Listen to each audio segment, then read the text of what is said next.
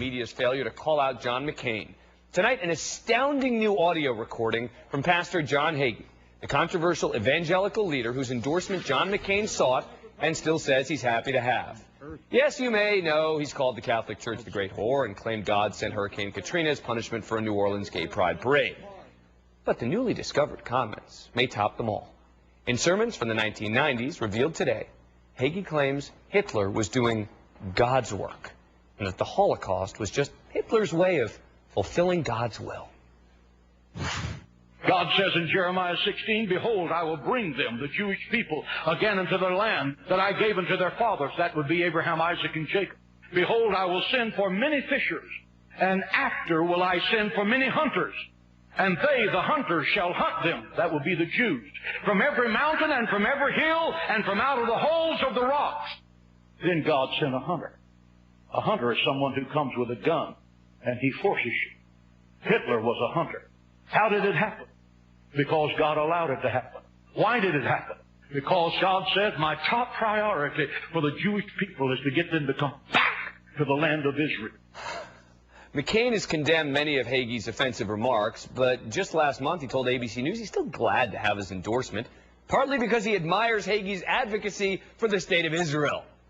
The questions tonight: shouldn't John McCain finally say enough is enough and renounce Hagee's endorsement? And why isn't much of the mainstream media playing John Hagee's clips even a fraction of the amount that they played Jeremiah Wright's clips? Still with us is Roy Peacock from the Huffington Post, former Mitt Romney press secretary Kevin Madden, and Reed Dickens, former assistant press secretary for President Bush. Thanks to all of you for coming back. We appreciate it. All right, Kevin, let me start with you. First on this issue, doesn't McCain have to say now, I don't want this guy's endorsement? Well, I think I'm not in the process of giving any advice to the McCain campaign, but I expect that exact question will be posed to the campaign. What's and he'll the have answer? to make a choice. Let's say you're the one they're asking. What do they do? I think he will do what he has done, which is he'll be very swift and very decisive and very emphatic in his denunciation of those remarks and any association with those remarks. But I mean, I don't know. It seems. I mean, Reed, doesn't he have to go further now? Doesn't he have to say, I don't want this guy's endorsement? I just can't be associated with him in any way? Well, Dan, there's a couple things at play here. Let's back up for a second. Built into this whole conversation about Hagee is a very flawed premise. And the premise is that something Hagee says is on equal footing or some great equalizer or some gotcha moment. Some young researcher probably dug this up and is proud of himself, as if it's on equal footing with Jeremiah Wright. No, the problem with you haven't Jeremiah, heard that one bit, Roy. Reed, that's a faulty premise. I said if they just want to bring the conversation back to right. Roy, wait. What I said in the introduction, Reed, I'll let you finish. I'll let you respond. But what I said in the introduction was even a fraction of the amount as Jeremiah Wright. So let's focus. Let's try to keep the focus on Hagee. I know you want to talk about Wright, but let's talk about Hagee. I wasn't going to talk about Wright. I was only going to say the problem is here. McCain doesn't understand the evangelical. Not only did I work on 2 presidential campaigns, my dad's a pastor, I grew up in this world. McCain doesn't understand the evangelical world enough to know which evangelicals to go after. This wasn't a good guy to seek his endorsement. He doesn't have a big following, and anyone who's read any of his materials knows that this is his theology, and it is controversial. So I think there's a couple points here. One, this is not an equal situation because this is not his mentor and his personal friend, and 2, because this was not a good political move for McCain to seek this person's endorsement, and yes, it's going to cause him headaches. That's what I was trying to say. But he sought it for a year. Hang on one second, so Reed, what does he do now? I mean, doesn't he have to come out and say, I don't want to have anything to do with this guy? Absolutely, he has. Look, this is going to haunt him as we're discussing right now. This kind of conversation is going to go on until he completely rejects, or whatever the right word is, everything that Reverend Hagee said. This is just a reality in the YouTube world we're playing in right now. Of course, he's got to denounce it. Roy, I'm sorry. Go ahead. No, I mean, this is a key thing, Dan, here. It is a complete double standard. For some reason, the media remains enraptured to John McCain, the maverick straight talker of 2000. But that's not what we're seeing. I mean, could there be a greater example of an agent of intolerance than this guy Hagee? I mean, this is an outrageous statement that he made. And what they never say is McCain says how much he likes his Israel policy. But don't forget, the reason they want Israel to be attacked is so that's where Armageddon is going to happen, and all the Jews are going to be incinerated and sent to hell forever. That's why they want there to be, you know, it's the end time story. So it's kind of remarkable that he appreciates his Israel policy. Well, Reed, Kevin, let me play this piece of sound. This is me talking with George Stephanopoulos about the Hagee endorsement. Your own campaign acknowledged that you should have done a better job of vetting Pastor Hagee. Oh, sure. So was it a mistake to solicit and accept his endorsement? Oh, probably. Sure. But I admire and respect Dr. Hagee's leadership of his church. I admire and appreciate his advocacy for the state of Israel, the independence and freedom of the state of Israel. So you no longer want his appreciate endorsement? many things. I'm glad to have his endorsement.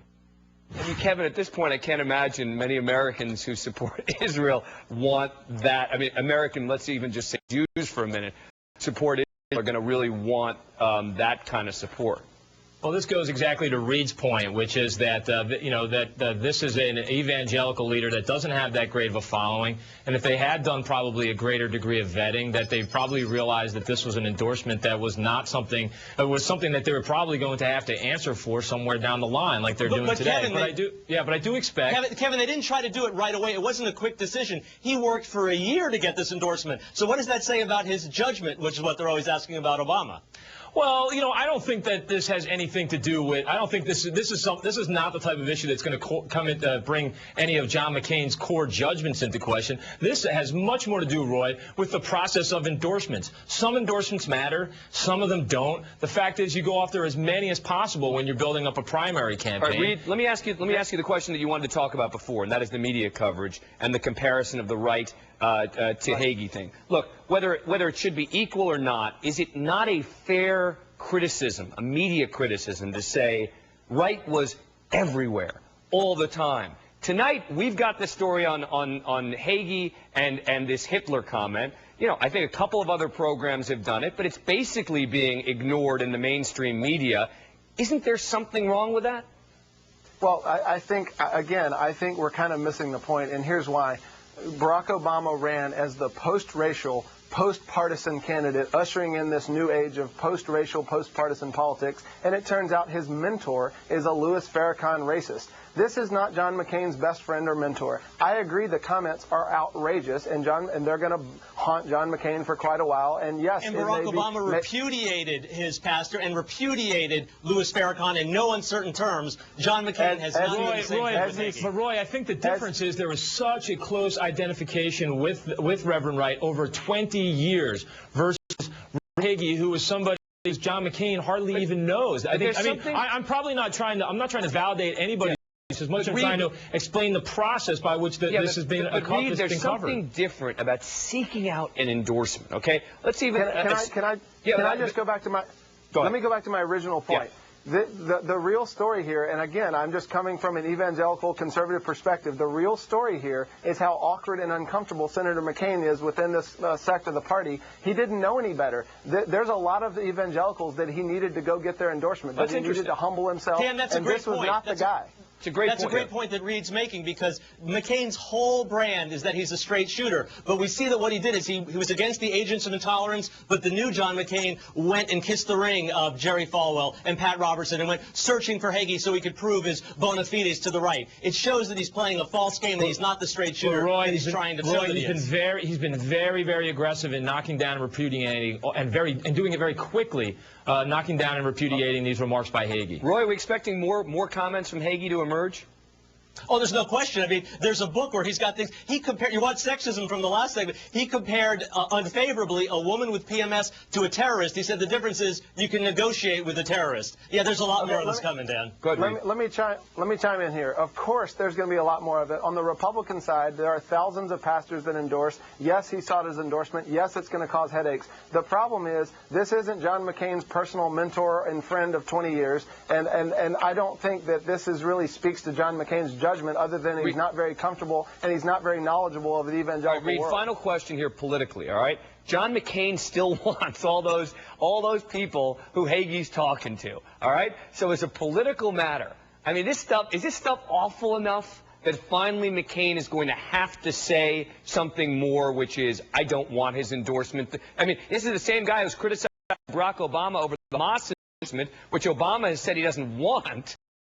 Doesn't McCain have to come out and say, I don't want his endorsement? Yeah, I think he, uses Ronald Reagan's quote that just, someone endorses me doesn't mean I endorse them. He's going to have to reject everything he says, but more important